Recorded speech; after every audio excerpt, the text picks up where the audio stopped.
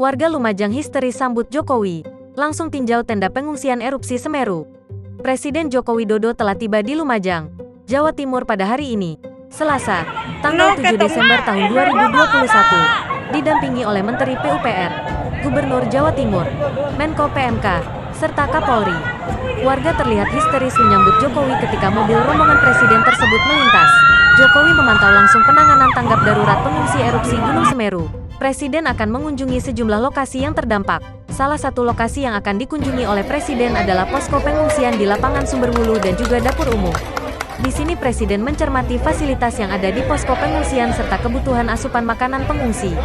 Setelah itu Presiden dijadwalkan akan mengunjungi Dusun Renteng di Sumberwulu yang merupakan daerah terdampak paling parah dan juga melihat jembatan Geladak Perak yang putus akibat diterjang lahar. Presiden dijadwalkan akan kembali ke Jakarta pada Rabu, tanggal 8 Desember tahun 2021, sore.